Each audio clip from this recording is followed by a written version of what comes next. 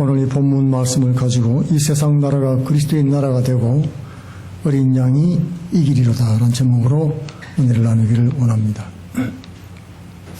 수요 예배 때 이제 요한계시록 말씀을 우리 상고하기 시작했습니다.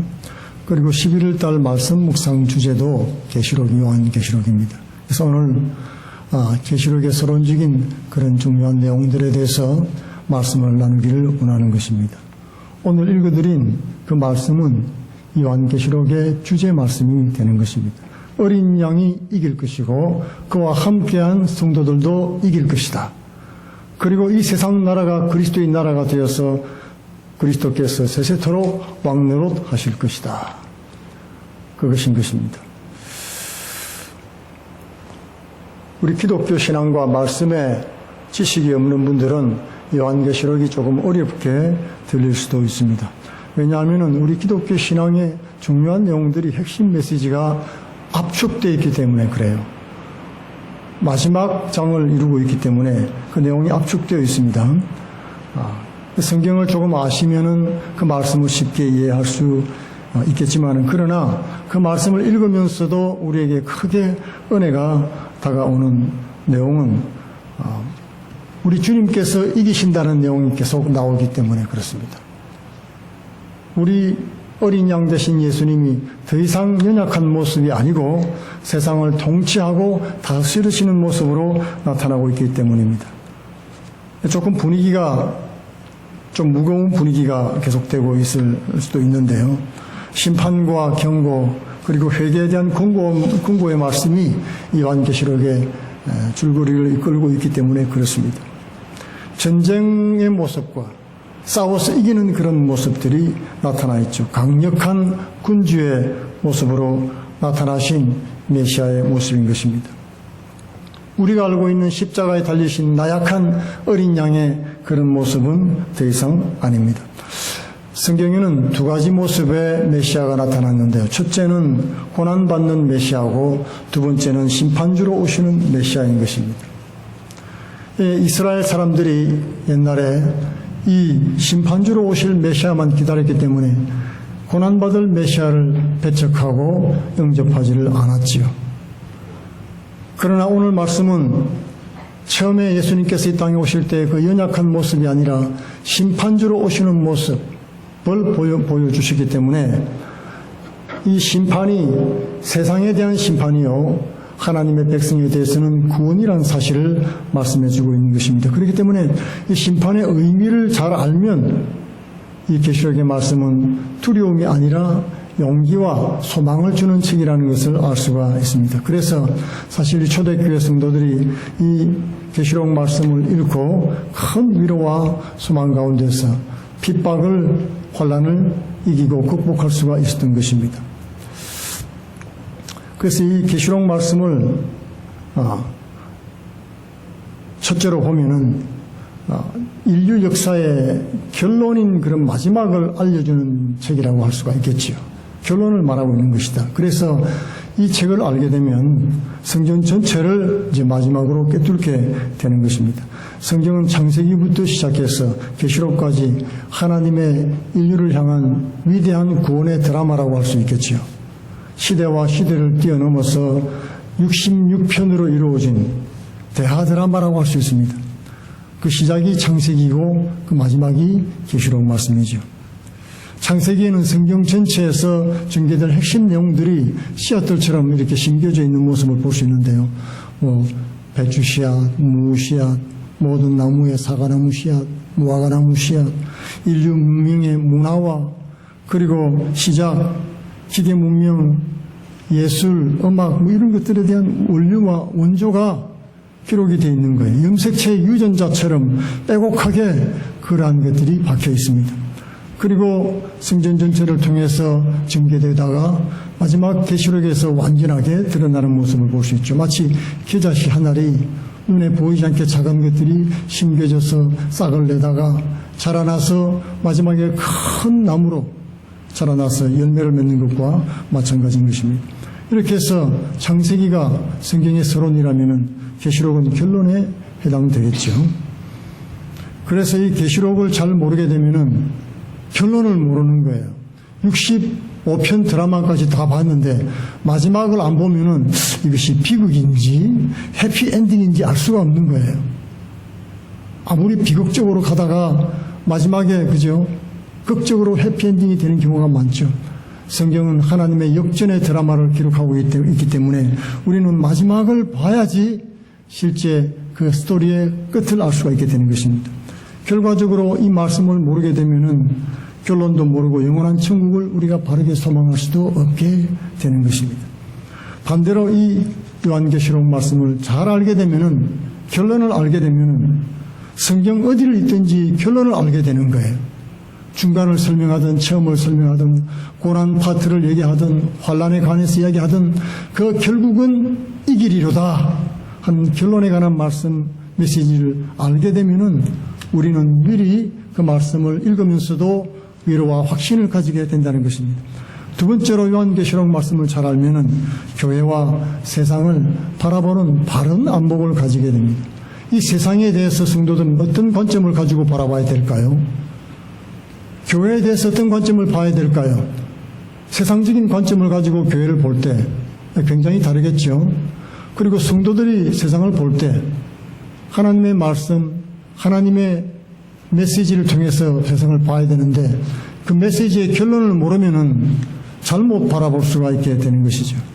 메시지 계시록의 주제는 오늘 말씀처럼 바로 그리스도인 나라가 되고 세상 나라가 그리스도인 나라가 될 것이고 그가 다스릴 것이다. 결국 주님이 이기실 것이다. 어린 양이 이긴다 하는 그 메시지가 굉장히 소망적이고 위로가 되고 힘이 되는 그런 말씀인 것입니다. 그래서 계시록은 성도들에게 무서움을 주기 위해서 주는 그런 미스터리한 책이 절대로 아니라는 것이죠. 소망을 주려는 것이고 경계의 목적으로 기록된 말씀인 것입니다.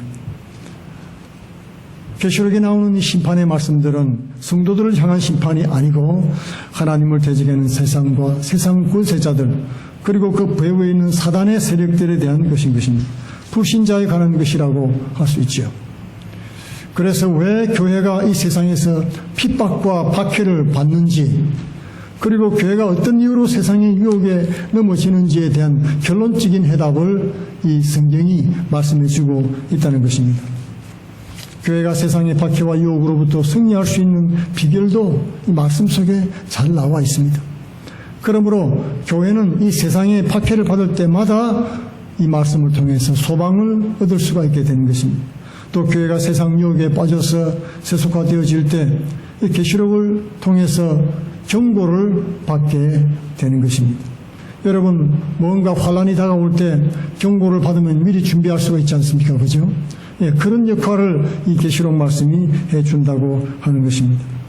계시록을 알게 되면 인류 역사의 결론을 알게 되고 소망 가운데서 우리가 지내게 되게 될 수 있고 둘째는 세상과 교회를 보는 안목이 생긴다고 했습니다. 이렇게 계시록은 세상과 교회의 본질이 무엇인지 선명하게 다 나타내 주기 때문에 우리 믿는 신자로서 바른 인생관과 세계관을 가지게 된다는 겁니다. 우리는 하늘에 속한 사람이고 이 땅 사람이 절대로 아니라는 사실을 명확하게 보여주고 있기 때문입니다. 세 번째로는 계시록을 제대로 알면은 거짓 종교에 빠지지 않습니다. 인본주의 종교 그리고 인간이 만드는 이단 사설 이런 것들에게 빠지지 않는다는 겁니다.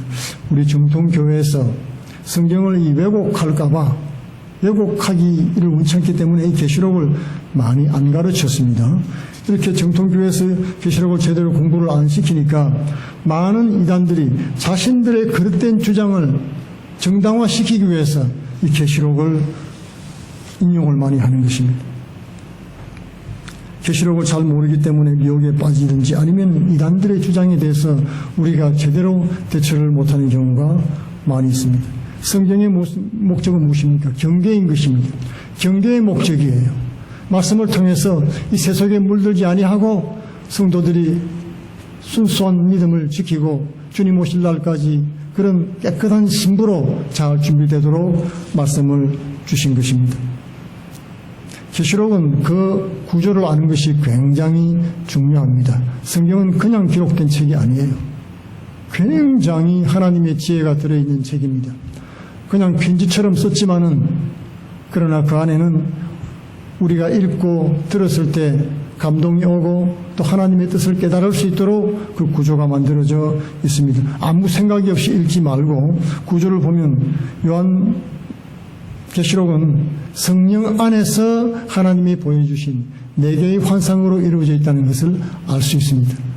내가 성령에 감동되어서 성령이 나를 데리고 가셔서 이런 식으로 표현하면서 4개의 환상이 적나라하게 보여지고 있습니다.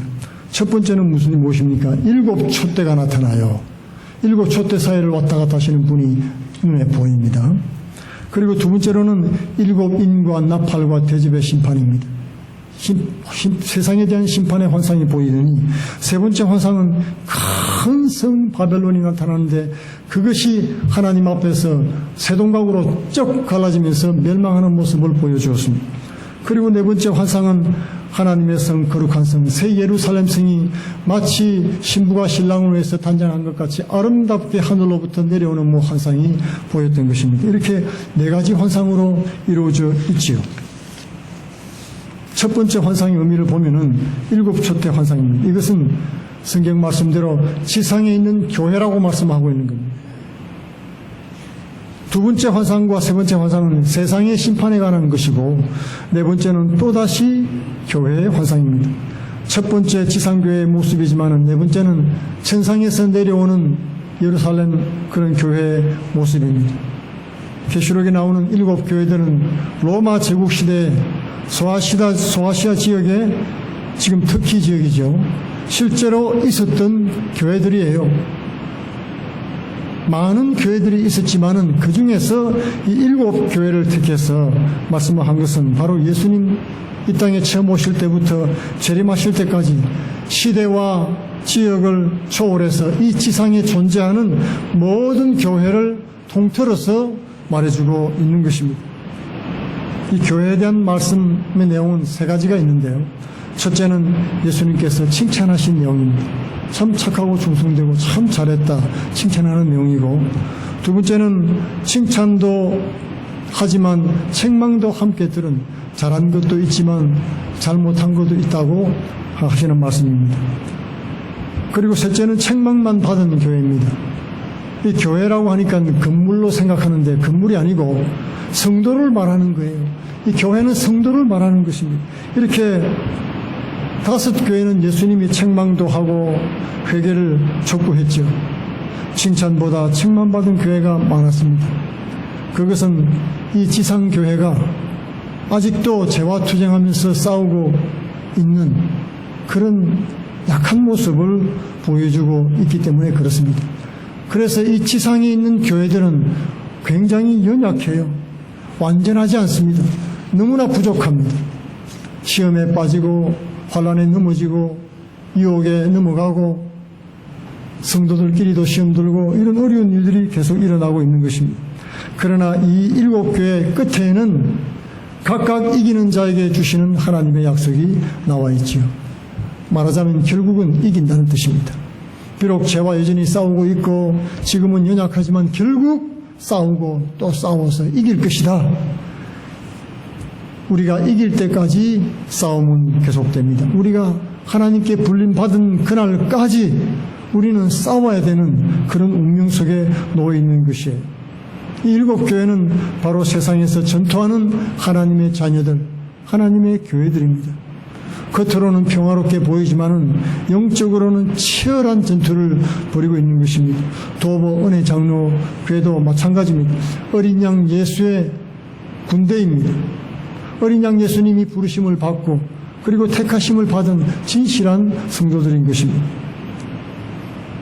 7 교회는 각각 7 도시 안에서 세상과 영적인 전투를 벌이고 있습니다.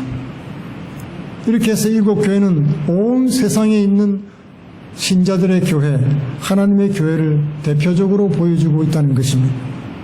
이 땅에 있는 교회는 불완전합니다.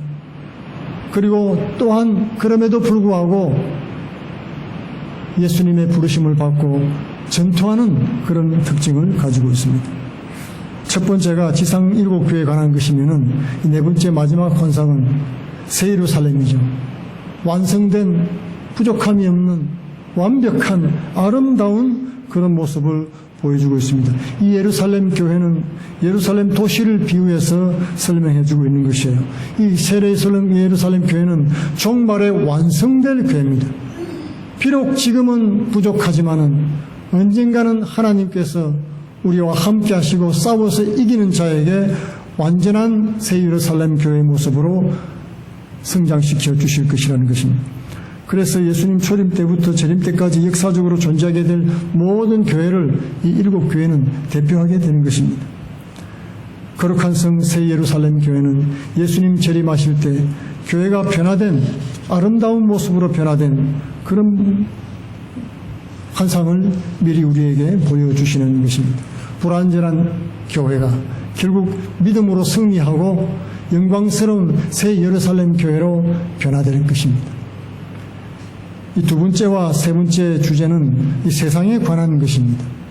이 계시록 말씀은 이렇게 교회들의 모습, 변화될 모습, 승리하는 모습뿐만 아니라 세상이 심판받는 모습도 보여주고 있죠.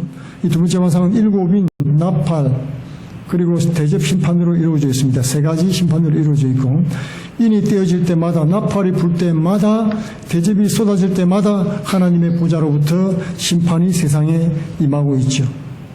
이 심판은 애굽에 내린 10가지 재앙과 그대로 비교할 수가 있습니다. 이 심판은 하나님께 반역한 세상에 대한 것이죠. 7인의 심판은 7 나팔의 심판은 7 대접의 심판의 뜻이 무엇일까? 굉장히 복잡하고 어려워 보이는데요. 너무나 간단합니다. 이 세 가지는 계속해서 반복되어져서 나오고 있는 동일한 내용들이에요. 틀린 것이 있다면 첫 번째 인의 심판은 세상 4분의 1을 심판하시는 거예요. 세상의 4분의 1 정도에서 일어나고 있는 하나님의 심판입니다. 그리고 나팔 심판은 세상의 3분의 1을 커버하는 정도로 넓게 심판이 나타나고 있지요. 그리고 대접 심판은 전 세계를 심판하시는 하나님의 모습을 볼 수 있습니다. 이렇게 해서 4분의 1, 3분의 1 전체 점점 더 심판의 범위와 강도가 높아져 가는 것을 보여주고 있죠. 그렇기 때문에 이 7 심판은 예수님의 재림 전까지 역사 속에서 점점 더 세상에 임하는 심판의 모습인 것입니다.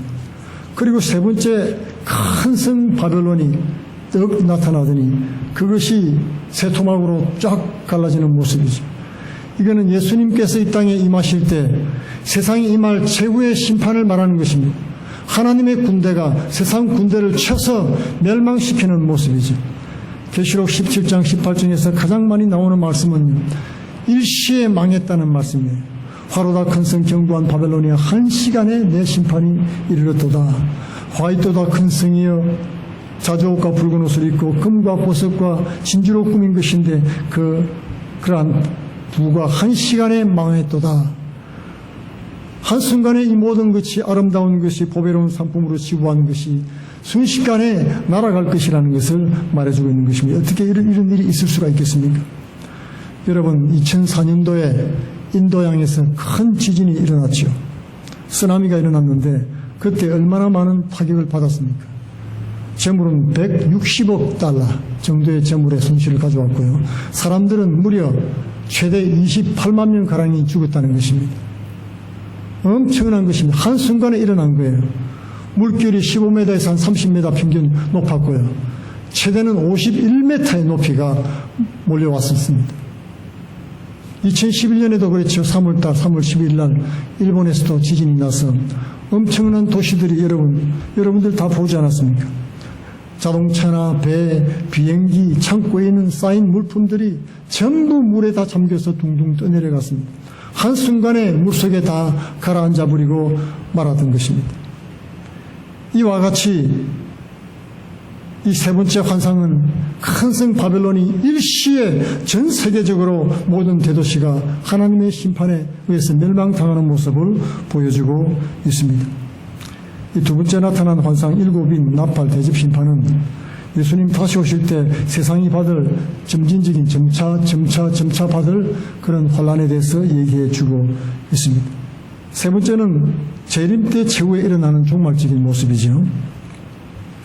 첫째, 둘째 이 환상은 이 땅에서 있는 교회의 모습, 이 땅에서 환난당하는 세상의 모습을 보여주고 있고, 셋째, 넷째는 이 세상이 멸망당할 모습과 그리고 새로 임할 하나님의 나라를 일시적으로 보여주고 있는 것입니다. 그래서 일곱 초대 교회가 결국에는 예루살렘 그런 아름다운 교회의 모습으로 변화가 될 것이고, 심판받던 세상은 결국 한 시간에 멸망당할 것이라는 것을 한눈에 보여주는 것입니다. 세상은 예수님 다시 올 때까지 점점 인의 심판, 나팔 심판, 대접 심판의 모습으로 점점 더 강도 높은 심판을 경험하게 되다가 결국 큰 성 바벨론처럼 한 시간에 멸망당하게 될 것입니다. 이 세상 나라는 망하고 하나님 나라는 세워질 것입니다. 여러분, 이 땅에는 소망이 없지요. 말씀을 통해서 보면은 앞으로 세상이 어떻게 될 것인지 확실히 알 수 있는 것입니다. 이 세상에 정부치고 이 세상에서 일을 도모하는 일은 여러분 다 부질없는 일이에요.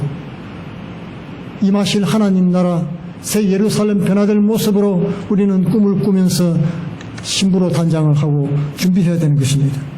이렇게 해서 요한계시록은 마치 생생한 그림처럼 우리에게 다가오고 있습니다. 요한계시록의 주제가 되는 성구 11장 15절 말씀이죠. 일곱 천사가 나팔을 불매 하늘에 큰 성이 나서 이르되 세상 나라가 우리 주와 그리스도의 나라가 되고 그가 세세토록 왕노릇 하시리로다. 17장 14절에는 그들이 어린 양과 더불어 싸우려니와 어린 양은 만주의 주시오 만왕의 왕이시므로 그들을 이기실 터이요 또 그와 함께 있는 자들 곧 부르심을 받고 택하심을 받은 진실한 자들도 이기리로다. 사도 요한은 예수 그리스도의 계시를 통해서 예수님과 이 땅의 교회, 이 세상과 천상에서 이루어지는 일들을 보고서 천국에 대한 소망을 가지게 된 것입니다. 얼마나 복된 소망입니다. 이 소망을 전해주기 위해서 일곱 교회들에게 이 편지를 보낸 것입니다. 사실 이 땅에 존재하는 모든 교회들에게 보내는 메시지인 것입니다. 미국 여행을 와본 사람은 미국에 이민 오기가 쉬워요. 여러분, 이민자들의 얘기가 요즘에는 블로그에 많이 올라오고 있죠. 뭐 호주라든지 뉴질랜드라든지 여러 나라에 가 있는 이민자들의 블로그들이 올라와 있는데, 처음에 이민 올 때 어떻게 왔나 보면 여행으로 많이 왔대요. 여행으로. 호주 여행 왔다가 호주가 너무 좋아서 정착을 한 것입니다. 우리 사촌 형은 뉴질랜드 갔는데 너무 좋은 거예요.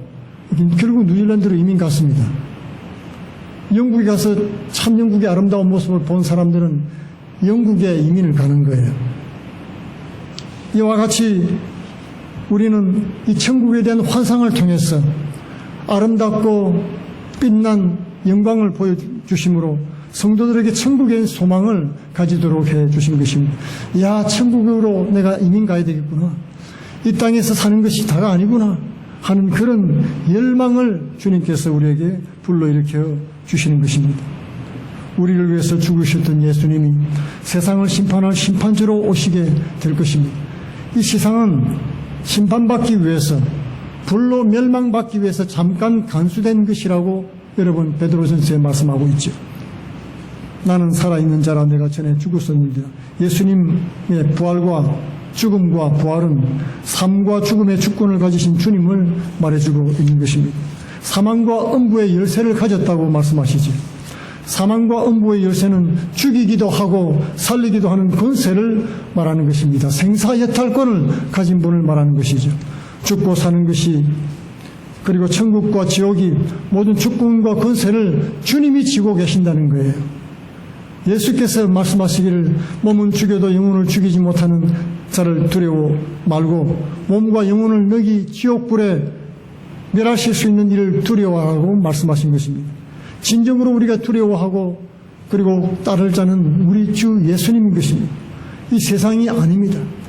이 세상 권세자들이 나라를 다스리는 것 같지만은 절대로 그렇지 않다는 것입니다.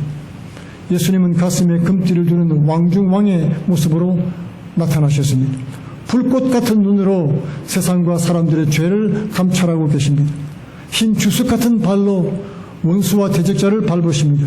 전쟁에 이긴 장군이 적군의 목을 밟고 누르면서 말을 타는 그런 절차가 있었습니다. 그래서 여러분, 목을 밟는 발이 만약에 발이 힘이 없고 가늘다든지 목이 튼튼하면 끄떡이 없겠지요. 이 주석 같은 발이란 말은 권세 있는 능력을 말하는 것입니다. 목을 눌러서 뱀의 머리를 밟아서 깨뜨려 버릴 수 있는 그런 권세와 능력 있는 분을 말씀해 주는 것입니다. 오늘날 우리가 사는 종말 세상은 주님의 권세와 심판 아래 놓여 있습니다. 여러분, 글로벌 워밍이 그냥 일어나는 거 아니에요. 저절로 일어나는 것이 아닙니다. 세상은 점점 더 뜨거워지고 있습니다. 심판은 점점 더 확대되고 있습니다. 그리고 복음은 땅끝까지 전파될 것입니다. 불신자들의 신자들에 대한 공격, 핍박 점점 심해질 것입니다. 많은 신자들이 배도하게 될 것이고 쭉정이로 판명될 것이고 신앙을 버리게 될 것입니다. 그러나 어린 양이 무슨 말씀을 하든지 순종하며 따라가는 성도들, 그리고 끝까지 인내하는 성도들은 결국 승리하게 될 것입니다. 이 세상은 무너지고 그리스도의 나라는 임하게 될 것입니다.